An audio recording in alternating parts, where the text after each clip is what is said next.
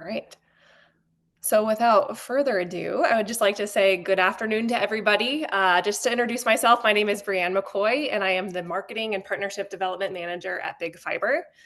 On behalf of the TAG Infrastructure Society, I would like to welcome you to the first ever fiber webinar. Today's conversation will surround the topic of network infrastructure, where new fiber is required and how the industry can prepare to meet the massive growth and capacity demands. Before we get started, I would like to thank the TAG Infrastructure Board, which has 8 dedicated members who are driving this fiber webinar series. This is the first ever webinar we've done for fiber, so it's very exciting, and I'm glad that everybody is here participating today. Special recognition to Michelle Adams with Hexatronic Data Centers, who is on the call today, and Bill Thompson with DC Blocks for their leadership and coordination efforts in bringing this event to fruition. Excuse me. We appreciate all the time and energy spent to bring these meaningful network infrastructure conversations to TAG. And then today we are joined by a panel of experts from across the data center and network provider ecosystem to discuss how the state of Georgia is preparing for the next wave of digital transformation. And with that, please allow me to introduce our panelists. And panelists, feel free to wave as I say your name so that everyone knows who's speaking today. We have Bruce Garrison, who is the Chief Executive Officer of Big Fiber. Bruce has been in the telecommunications industry for over 20 years and has been with TAG for 1 year. We have Greg Ortel, who is the President of Strategic Accounts for Unity Wholesale. Greg co-founded PEG Bandwidth in 2009, which was acquired by Unity Group in 2016, where he has since led the wholesale team.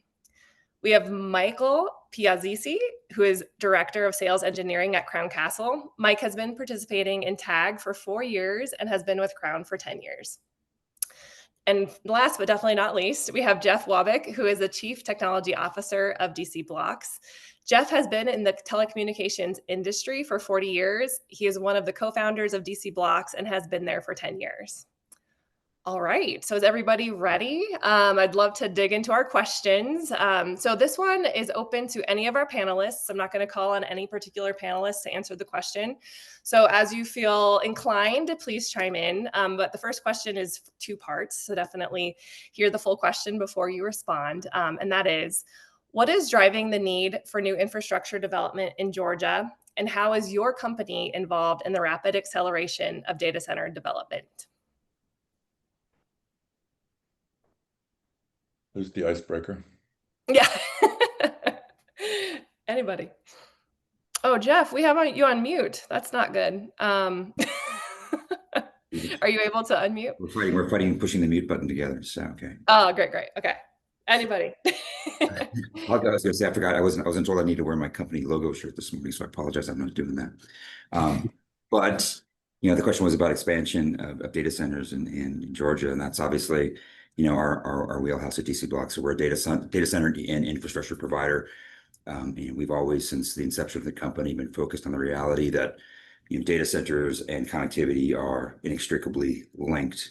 And one of the phrases I've been using lately is, a data center without connectivity is called a warehouse, a big expensive warehouse, right? So, the demand is on both of these fronts. We find that connectivity demand feeds data center demand, and data center demand requires connectivity. So these things are symbiotic, which is one of the reasons that we've been able to be increasingly successful in the markets and around the region, honestly. And it's all tied to what we all obviously see happening in the news and everything every day. I see AI. We see the hyperscalers furiously spending money. I heard a number last night. I'm at a conference in Las Vegas right now. I heard a number last night. I'm not sure that it's true, but the spend on AI by the hyperscalers in the last few years has been $400 billion. And if you think about that in terms of what it does for even economic stimulus, I think the Department of Defense budget's like $800 billion. There was some conversation I heard also that suggested that if it weren't for this big spend into data centers and connectivity on behalf of the hyperscalers and the entire ecosystem around it, which may be another $200 billion, the economy is a little soft right now in some ways, right? And perhaps if it weren't for all that spend, the economy, perhaps it would be in somewhat of a recession or whatever. So it could be an interesting time without that. So the growth in all aspects of this has been profound. We've pivoted away in DC blocks from being what we call a regional data center provider that serves underserved markets, which meant we provided smaller data centers in smaller cities, and we're building massive multi-hundred megawatt campuses these days, and it's all just incredibly exciting. Yeah, I would add to that the hyperscalers like Amazon, like you said, their plan to spend in 2025 is $100 billion, which is up from 83 billion last year, just in data center expansion for themselves. Not far behind them, Microsoft and Google are the next two, and they're over 50 billion each for the next year, and going into it, AI is driving a lot of that. And those three companies, Amazon, Google, and Microsoft, are, they are 60% of the market today, and they are growing exponentially. So yeah, that's driving the need. And Georgia is a focal point, as a crossroads for a lot of these hyperscalers to put their compute power. Yeah, I can jump in and add to that. What's driving the need for new infrastructure development in Georgia? When I think about that, I think about two primary drivers. There's a lot of drivers for it. We could probably spend hours talking about all the catalysts for that new infrastructure development. The two primary ones, from my perspective, Brianne, are power and connectivity. So power, we already know Atlanta is a major data center hub in the U.S. and all other things being equal, if a new data center can be developed close to the existing infrastructure, that's certainly a preference. And as we've talked about a lot in the industry, the power grid in general is being strained by the density of data centers in some of the traditional data center markets, such as Northern Virginia. But it appears that Georgia Power in particular has been able to meet this crazy demand, and as long as they can support the several hundred megawatts of power that Jeff needs to build new ones, I think we'll continue to see that data center development in and around the greater Atlanta metro market. And secondly, the connectivity that I mentioned, Atlanta, and it's almost geographic, is what's driving the infrastructure development. I feel like Atlanta has always been the network hub of the Southeast for decades, right? It's the location of the biggest central offices. It became the biggest carrier hotels in the Southeast. It was where all the wireless switching offices were located. It's where the first cloud regions were based, right, in the Southeast. And so it's no surprise that today AI is using Atlanta as a Southeastern hub. And so because of all that history, though, there's a ton of infrastructure in place, right? There's a great talent pool in the state. There's great access to the rest of the Southeast. It's far enough away from the coastline to avoid most of the hurricane impact. And I think about it as the central nervous system for the Southeastern U.S. Digital infrastructure. Yes. No, you bring up a good point, Greg. And I guess my next question would be around, it seems like there's a lot of data center concentration in the Atlanta city center itself. And then we also have kind of a hub out in Lithia Springs. And out of curiosity, where do you all believe like the next true data center hub within the state will be? Well, go ahead. Go ahead, Jeff. Yeah, I'll take a shot at that. So, I think Greg just said, surprisingly, Georgia Power has been able to deliver all those hundreds of megawatts, and that really hits the problem, right? So there's plenty of dirt available, and the data center, the places where you build data centers has changed over time, from being sort of in the city center to being in the suburbs to being out where you can find more farmland to buy, right, for a bigger campus. In the last few years, it's pivoted to where can I find power?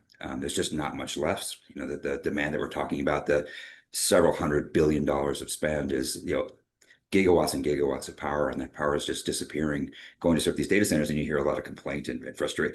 While everybody's busy on their phones complaining about data center expansion, the irony is not lost on me, right? But these days it's where can I find power? And what can I do to actually generate power on site? We're thinking about, I think it's still 10 years away, small nuclear reactors. It's got to be next, right? Because we're at the point where fossil fuels are difficult and problematic. In some ways, especially diesel. How do you get so much diesel fuel to a data center if the utility grid goes down? So these days it's about where can I find power? So where the next collection of data centers is going to be, it's not going to be anything based upon the business per se. It's going to be based upon where can I find power and what can I do for power in the 28, 29, 30 timeframe when, candidly, the demand for power right now is outstripping the supply, and the whole ecosystem and the legal and regulatory ecosystem for putting new power generation online is just a long, long process, and it should be, right? Because we all want to be safe. But that's the answer. So where can I find power? Hey, actually, Bree, it's actually a great question, because I think, well, we at Big are trying to figure that out right now. And what I mean by that is, like everyone, like Jeff said, there's more pursuit of power, and it's driving people to rural areas where there's farmland, and then there's these new data center ecosystems. I actually think it's us as a group on the connectivity infrastructure side and then the transmission infrastructure side that will kind of determine how far it goes away from the CBD, and these downtown areas, because Jeff said the data centers are warehouses. I call them islands, all the same thing. They need to connect to some other island or warehouse. And where we are choosing to build infrastructure, I think will play a bigger part. And power was the first driver. I think the second and third are going to be, can you get a transmission line close enough? Obviously, you can do some on-site generations. Is that at the same scale? Or is there enough fiber infrastructure in the ground to make that, location even feasible? And I think we live in an expanded metro world, and I think that keeps getting bigger and bigger, and it will be interesting to see where the line gets drawn. Yeah. Sure. Absolutely. Thank you, Bruce. And actually, that leads really well into our next question for our panelists, which is, are builds for new routes and network capacity speculative, or are they driven by customer requests? And how are customer requirements different than in the past? They're certainly customer driven, at least from my point of view. We are seeing a lot of data centers on the outskirts of Atlanta, specifically up in the Northwest, where we're getting demands for large cow cables to go in there to support whatever might be hosted in those data centers. And most of us are not in a field of dreams where we'll build it and they will come. We need to show the money and how it's going to pay off over the years. And without that customer request, without a hyperscaler backing up that region, or in our case, we get a lot of school districts. Without that demand, we're not just going to build out in the middle of nowhere. Yeah, for sure. I would hope that there's not a lot of build it and they will come happening. I think it's unhealthy, generally. Yep. We're very disciplined with our capital here at Unity, and I'm sure the other on the panel are couple rogue startups out there that are getting a little bit ahead of their skis and taking a risk on what's to come instead of what they have. Maybe, starting to maybe see a little bit of that. Everybody caught up in the frenzy, but history tells us those folks, just won't be around all that long. So, that's how I would answer that. Got to be disciplined with your capital, no doubt. I just to add to that, I think everything's in our industry is driven by the customer demand, and I think at least within Big, there is success-based projects, so customer request, and then on the speculative side, it's almost two versions of that for us. It's we do want to be the first mover into a new area. So can we make a bet? I call it delayed success based, meaning we think there's going to be enough data center development and an ecosystem gets created. And I do think we have to make some bets to get ahead of that. But then, yeah, as in our industry has seen in the past, sometimes people or companies get over their skis and have gone too far. And it's really just, it's the customer driven stuff that's right in front of us. And then how can we predict what the customer driven activity is 12 months, 24 months out or further? So my response would be, I think it's always been customer driven. If you think about it, the nature of why and where we build networks has changed, or the reason why we build them has changed. It used to be to get telephone, 50 years ago, telephone to everybody's home.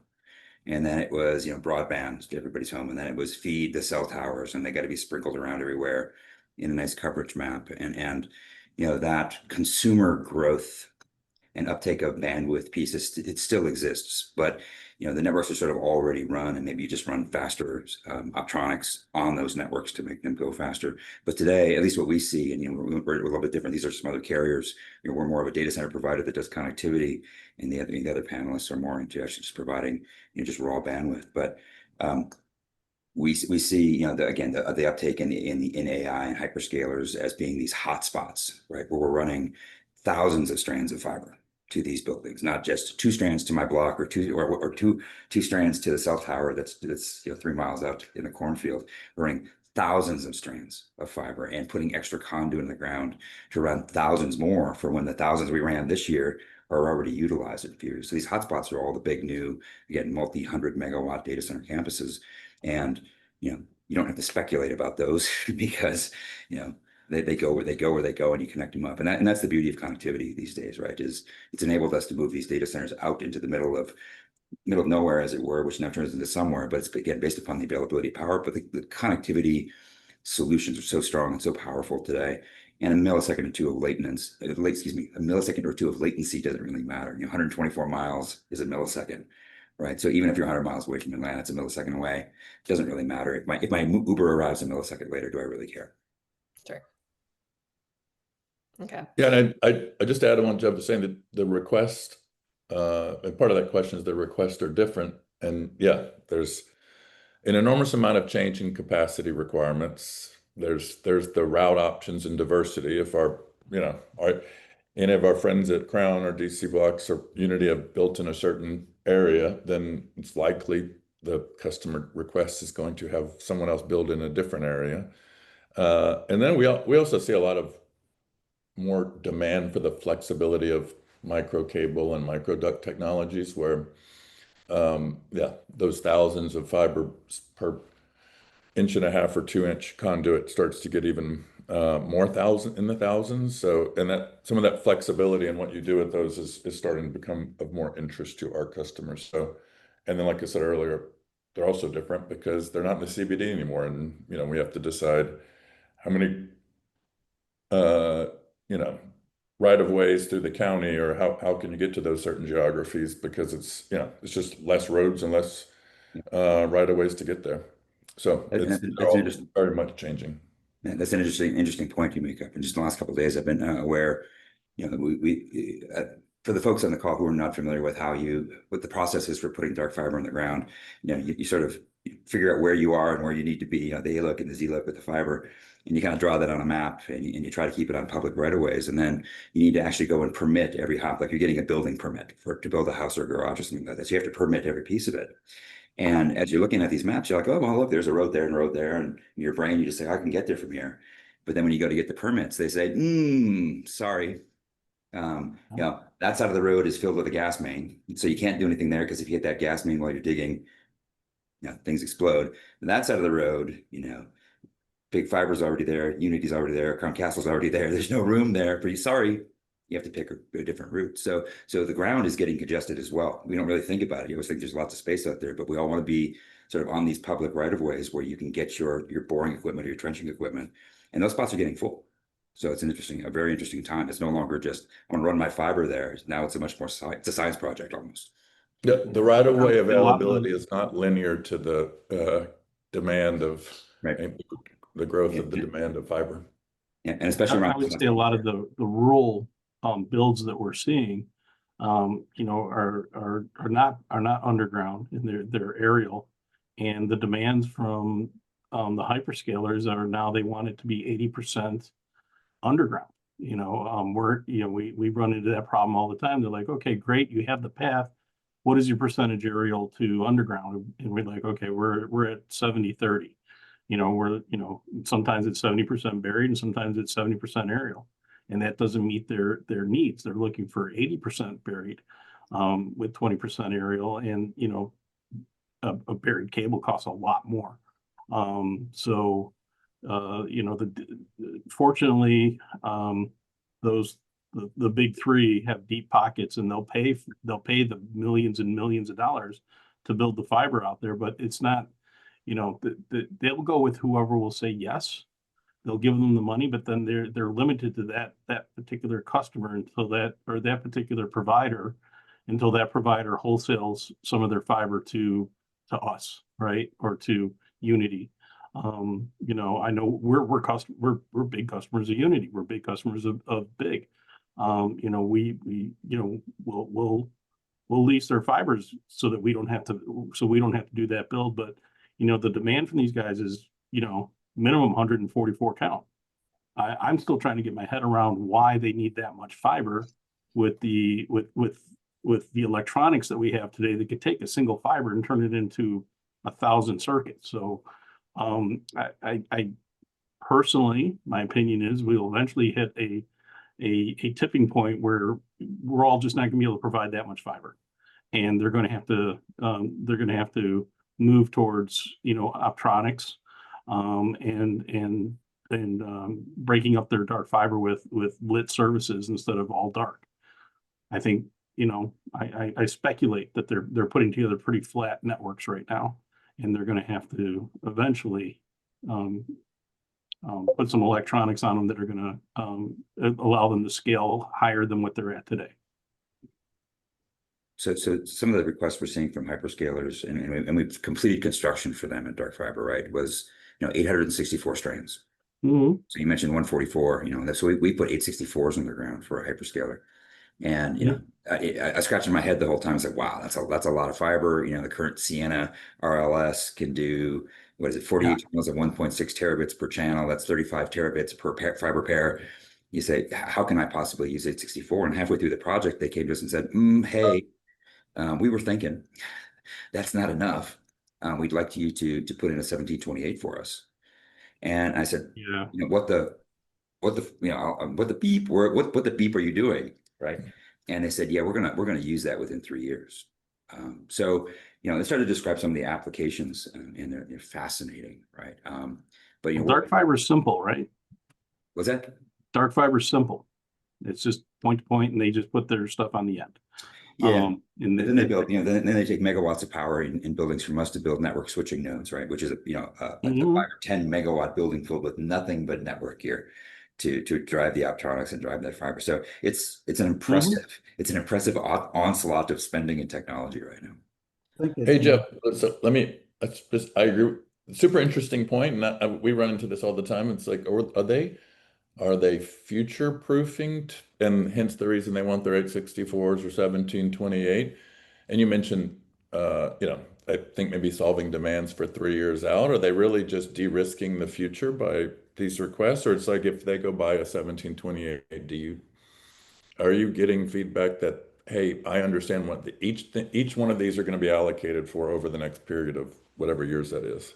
So it's a good question. So when I asked, they said, with regard to the 864, they said, we're going to use that within 3 years. So you know, and they started to describe some of the applications. You know, they didn't go through 864 different applications, right, to describe them to me. But it sounded like they had a plan. And my snarky response to you is going to be, check back with me in 3 years.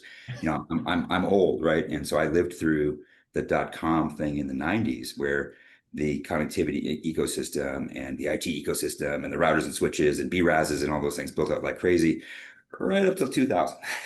And then everything's into the gutter. And then it was, you know, 3 or 4 years of telecom wasteland, right? Because the network was so overbuilt, you know, nobody was spending money on that anymore because the demand really wasn't there.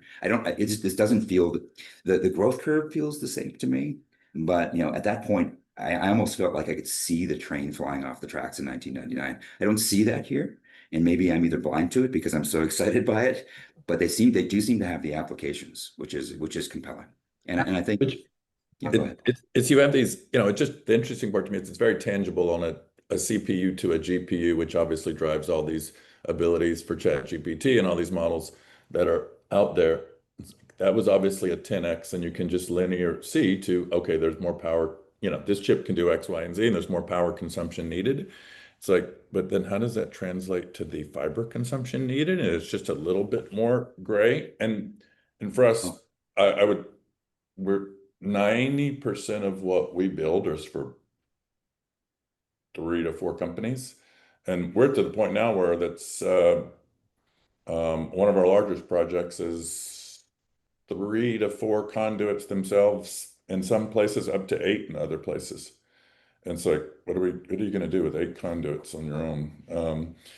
So anyway, it's just, I hope we don't see a .com situation again. And I do think the good thing is the demand, what's being built today, both on the data center capacity and fiber, it's based on real demand. I do recall in the past, there was a lot of building and hoping it will come. And I think there's less of that now, but yeah, I wonder if we're going to hit a stopping point on, I overbought fiber, or I don't even have enough. And Yeah. Well, the applications have changed there. I think back in the 90s, it was more just sort of point to point, cell phones, internet. And today it's all, I don't want to say all, but a certain component of it, or a significant component of it, is social media driven. I did a talk for a conference a couple months ago, and I needed a use case just to try to explain to folks about, why the data centers are there and why the network connectivity and the electronics are increasing to be so high performance. And the number that I came up with was that, in doing some research, that on Instagram alone, on a daily basis, there's approximately 121 petabytes of information per day, right? So 121 petabytes of information per day uploaded into Instagram, pictures, reels, stories, whatever it is, per day. And if you think about what happens, the folks at Meta have got data centers all over the planet, and they don't, if I'm posting here in the US and I've got a friend in Germany and he's going to see my post, he's not, his app is not coming to a US data center to pick up the information. Meta is taking it and spitting it out, right, to all of their data centers around the world. So if I've got 121 new petabytes of Instagram alone, that's not TikTok, it's not YouTube, it's not everything else, right? And I've got to replicate that N+1 times around the world. That's the driver for this bandwidth demand. Yeah, clearly this is our most favorite topic to talk about, Brianne. Yeah. exactly. Clearly. Yeah. I'll pause to not monopolize this. Go ahead. Sorry. No, we've all got these anecdotes, but I had a former senior executive at a hyperscaler tell me a couple years ago, if any network planner at a hyperscaler tells you what exactly they're going to need, or they have confidence in what kind of bandwidth they're going to need, more than 18 months from today, they're lying to you.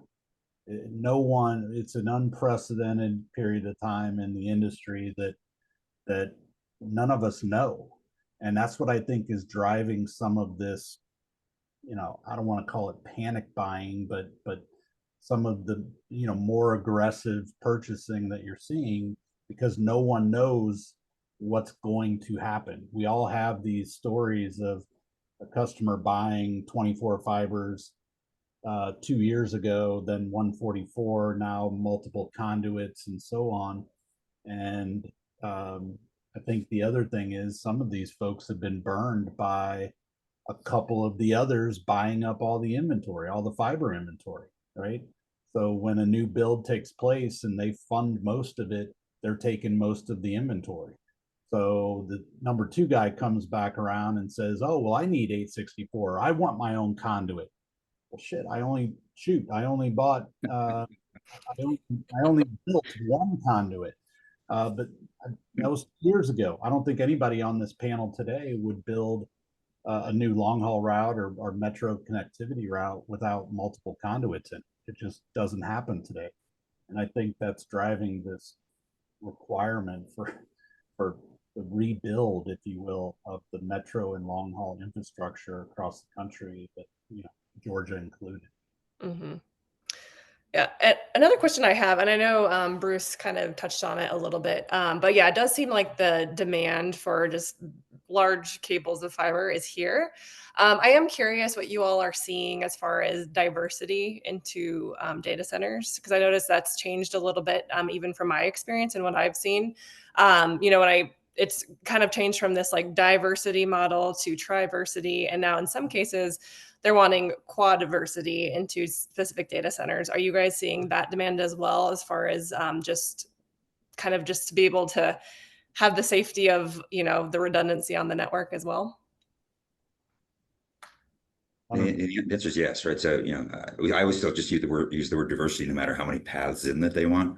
Sure. But the hyperscalers that we're working with right now, they want at least 3 discrete pathways into the campus, at least 3, prefer 4, and who knows when it'll be 5. So, but no, the answer is, without diversity and redundancy, resiliency, we're all sort of dead, right? And they continue to recognize that these investments need to be protected with as much diversity as possible.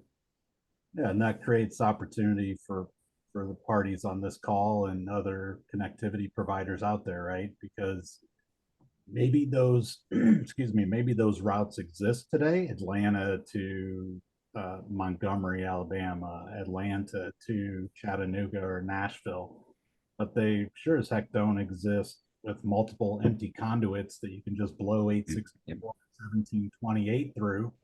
So those all have to be, rebuilt. And and one of the big differences from the .com bust is that we're working with customers now who have balance sheets that are among the best, in the world, IG, across the world. So, but yes, I totally echo what Jeff said. Minimum 3. Frankly, almost everything we're seeing is 4 physically different. Yeah. And of course, be creative on the construction side too, right? So, you might have a campus on a street corner, let's just say, and there's 2 ways to get in there on public right away. So it's forcing us to be creative in that last.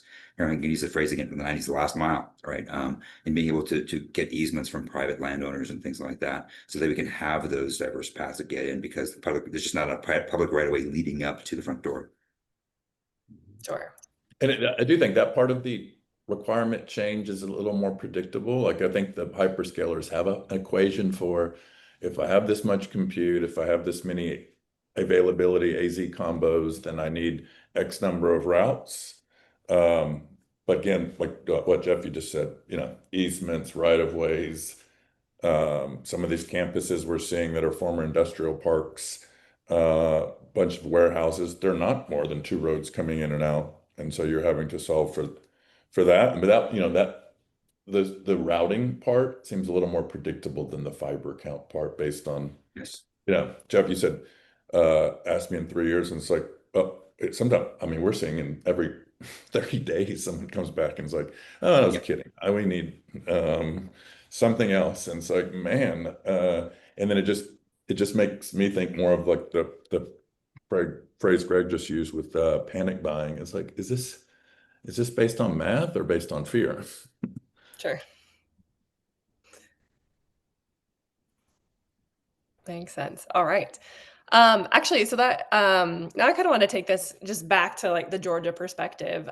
So our next panelist question is, how are partnerships between fiber providers, data center operators, and local governments helping accelerate deployment in this specific region?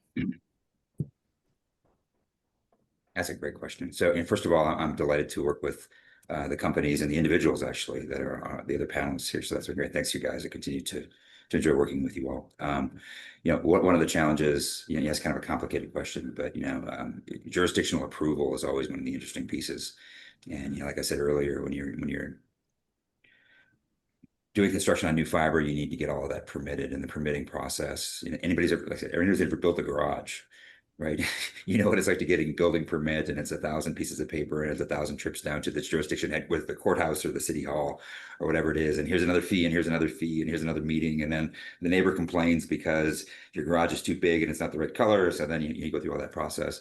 And so, and I think everybody on the panel agree, but your relationships are powerful things and important things in between we suppliers and us and our customers, who are the hyperscalers and others, and also in the jurisdictions, right? We always want to be a good neighbor. And so we find that when we come into a new neighborhood and we want a permit for a building for fiber construction, and we promise to be a good neighbor, and then we make sure that we're a good neighbor, right? Because when we go to the next jurisdiction down the street or across the town or across the state or whatever it is, word gets around if you're a bad neighbor. And if you're a good neighbor, it's much easier. So those relationships are important. And it's all the way from, all of the landowners, not just the people from whom you are purchasing land or from whom you are requesting an easement, but it's the neighbors, right? You're putting that new building there. Is it going to be too loud? Is it going to smell too bad? Is it going to be too much traffic? So, we focus on being a good neighbor with everybody. And that's so pivotal and critical. Because we all have bad neighbors, and we know what we think of our bad neighbors, and we don't want to be that guy. Yeah, I'd to echo that. We definitely know local is good, right? The closer you are to the location, the bigger presence you have in a location, in an area, in a state, the better. At Unity, we have what we call network operating areas, or NOAAs. Georgia being one of them. And these NOAAs, they have total autonomy for engineering operations. They've spent the better part of 2 decades building in Georgia, right? So to your point, Jeff, they've built trusted relationships with the local governments, the permitting authorities, the landowners, the local businesses, and it just, number one, it helps time to market if and when you need to build because of those relationships. But two, once it's built, moving forward and operating, maintaining that network is much smoother. Today Unity has almost 2,000 route miles of existing fiber infrastructure in the state of Georgia. 30 POPs. We have, believe it or not, over 350,000 homes passed with fiber, another 100,000 by the end of next year. We have Metro Fiber in Savannah, Augusta, Columbus, Valdosta, Macon, parts of Atlanta, but we use Big quite a bit there. Thank you, Bruce. And Thank you. So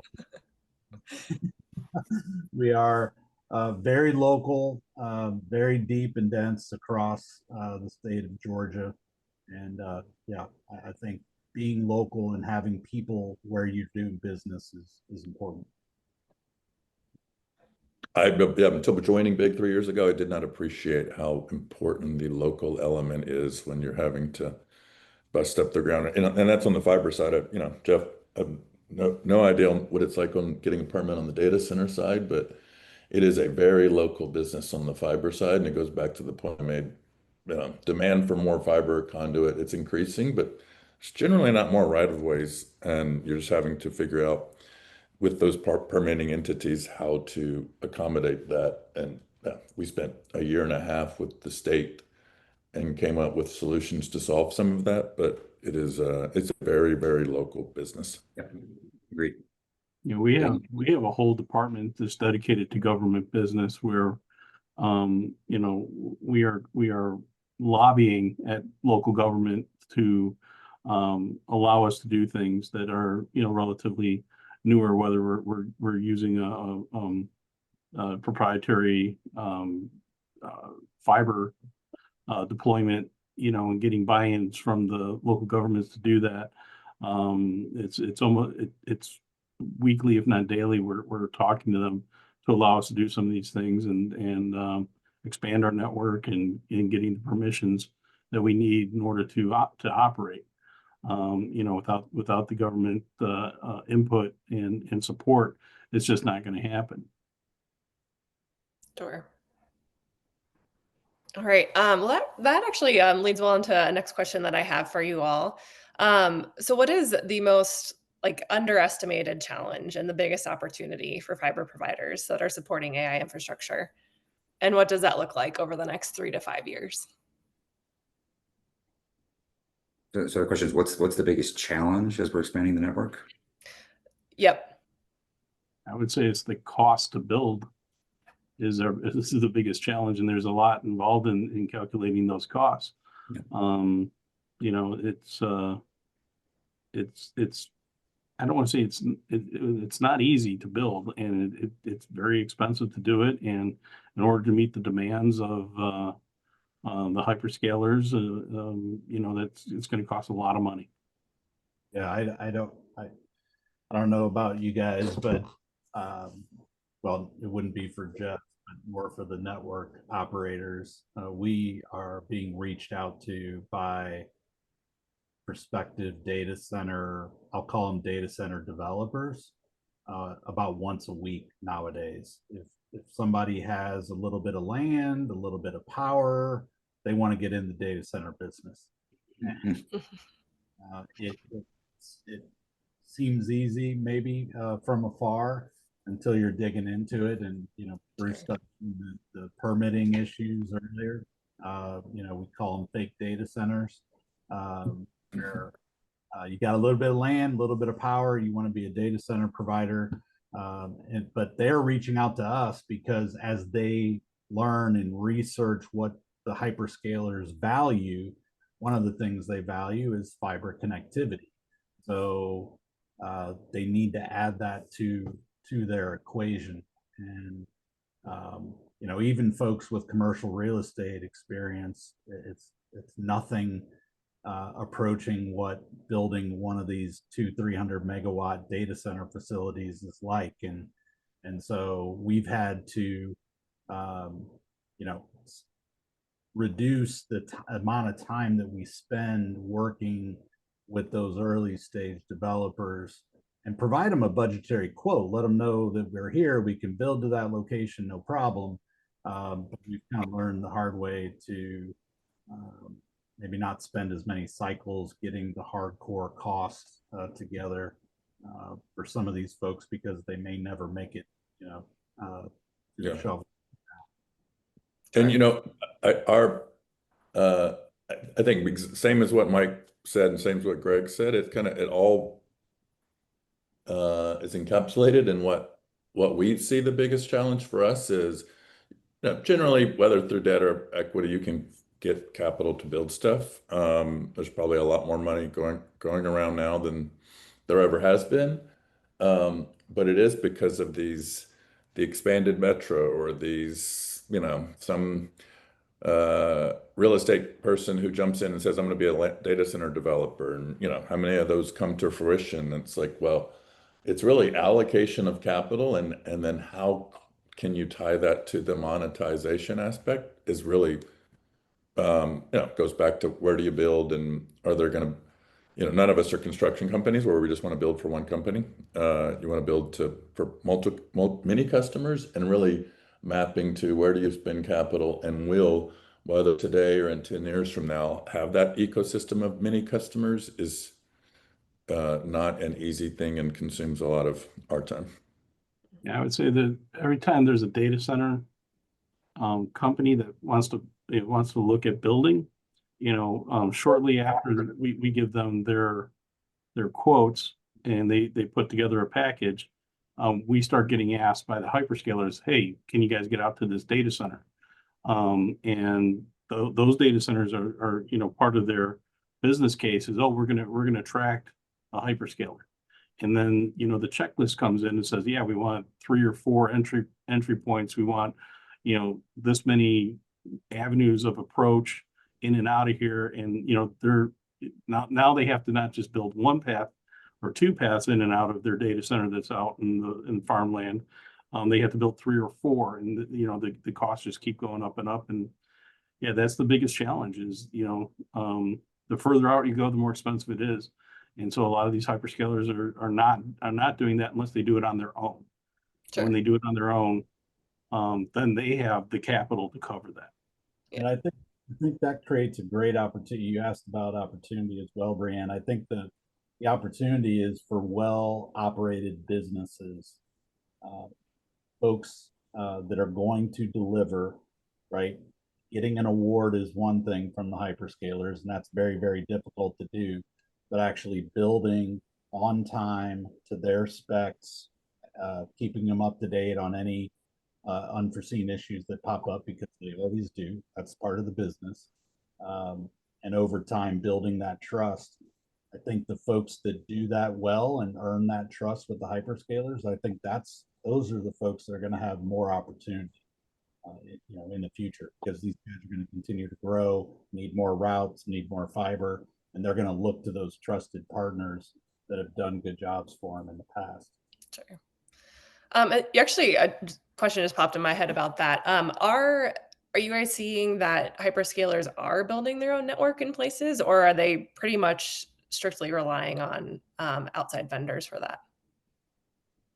Well, we do both, right? So we'll build the data center and we'll do the fiber construction. So from our perspective, slightly different organization than the other three companies on the panel here. But we'll get requests from the hyperscalers to do both. And I'm going to answer the previous question a slightly different way. We can talk about money. We can talk about cost. Those guys seem to have a lot of money in the bank. So I think the money's there to do the spend. For me, I think the biggest challenge has been to be the system thinker. Right. And the phrase I use in my entire life is a chain is only as strong as the weakest link. And, and what these hyperscalers are asking us to do is to plop massive data center complexes down, 100 megawatts, 200 megawatts, 300 megawatts, huge, 50 acres, 100 acres, 120 acres. And then connect them with 1728s that have to be diverse. They come in on 4 different routes. And then they also, as I mentioned earlier, we're talking about the utilization of just Instagram and the demand that's driving all of this.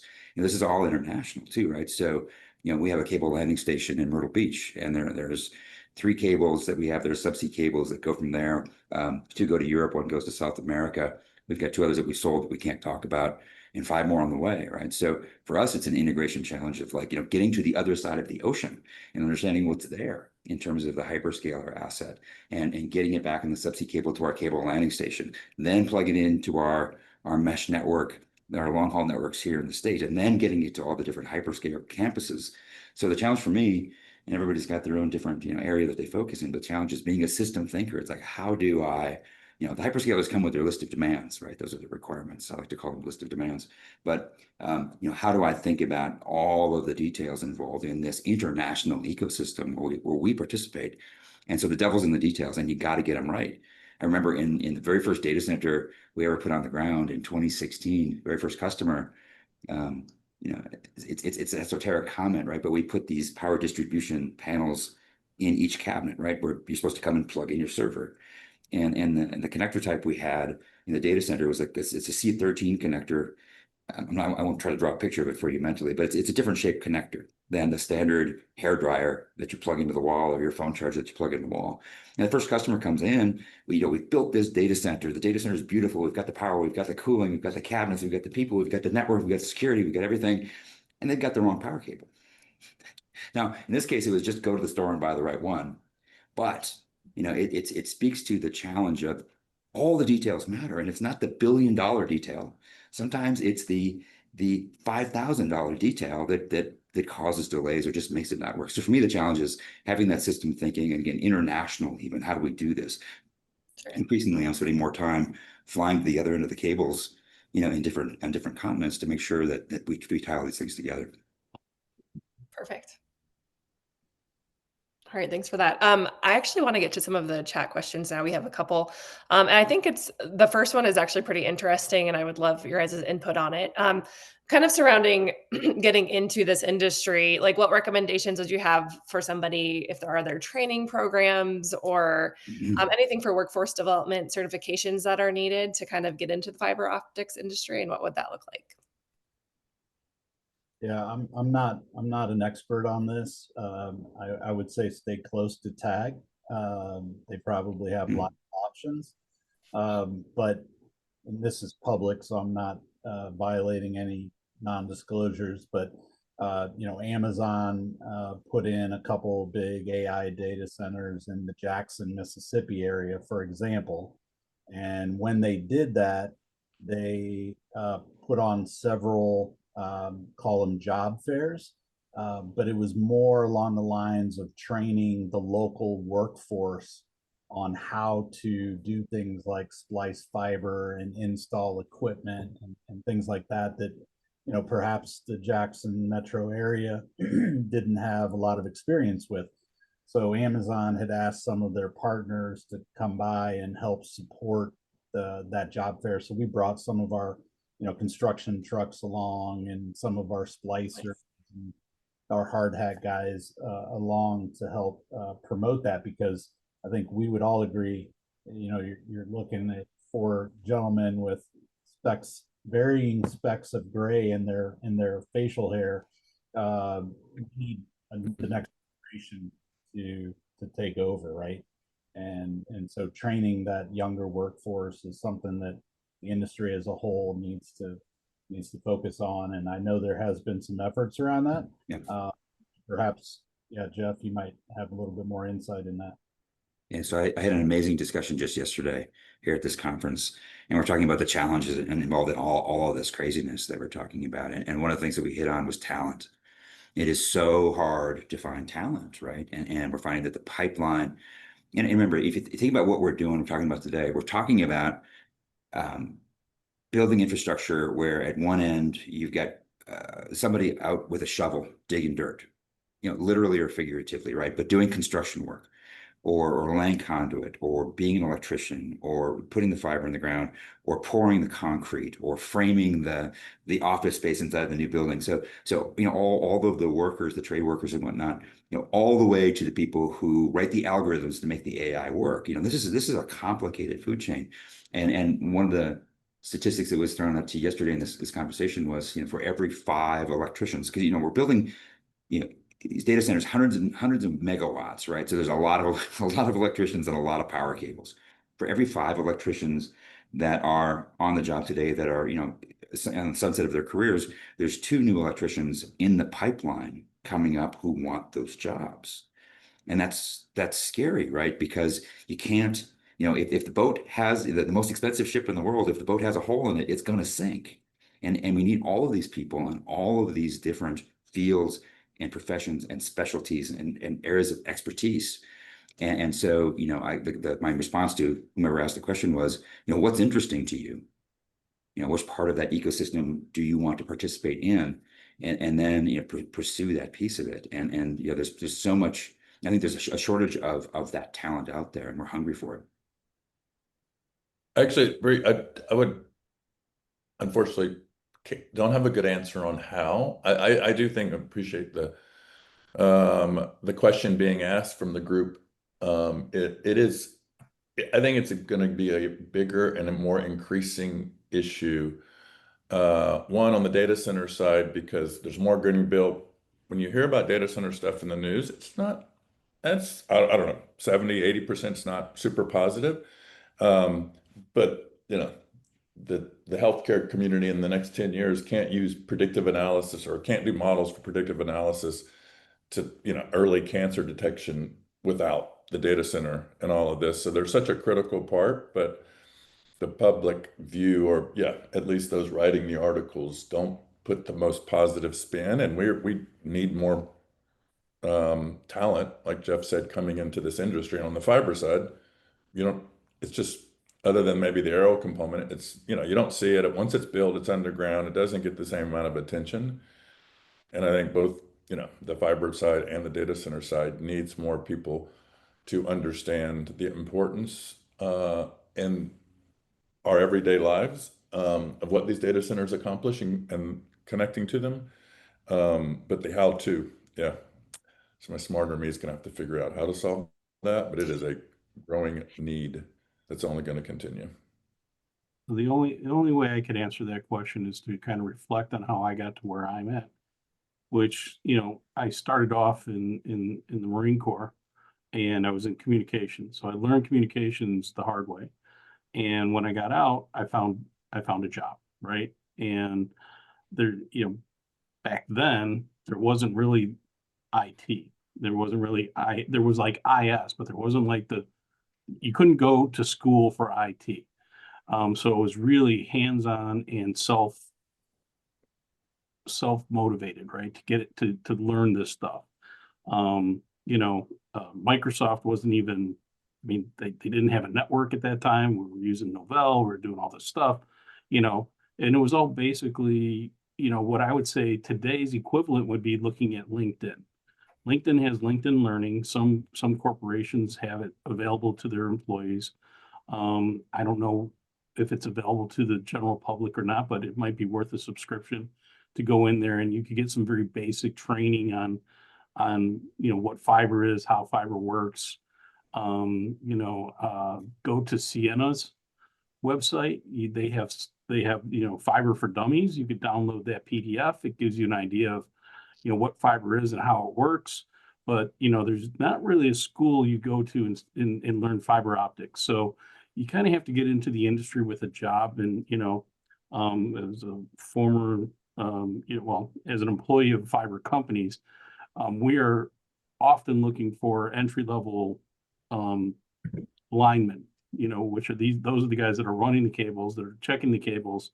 They have apprenticeships. There are, ways to get in at the entry level, and it's still mostly a hands-on learning. You'll get to a level where, where you're talking about software and, looking at the layers of what we do. You'll get to the choice, the employer will help you determine what your skill set is. Are you going to be the hardware guy, or you're going to be the software guy? And that's where, your crossroads will come, and you'll make your decision whether or not you're a hardware guy or a software guy. And, I chose hardware. So, lots of folks do that. And, all I can say is this industry, I wouldn't be in it doing what I do if I didn't love what I do, and I love what I do. So, unfortunately, you can't go to college for what we do. You could get the training, you could go online, you get the certifications, and then, get the job and learn through an old man like me how to do things. Awesome. Well, we are at time, and I think that's a perfect way to end the conversation. So I just wanted to say thank you so much to our panelists for participating today. Thank you to our participants and to those of you who asked questions. I know there was one data center specific question that we did not get to based on power efficiency. But I really appreciate all of your time. And like I said before, this is the first fiber webinar in this series. So please join other TAG infrastructure webinars in the future. And just thank you all so much for coming, and have a great rest of your day. Thanks, everybody. Have an Thanks, amazing day. everyone. Thanks, Bree. Thank Thanks, you all. Tag.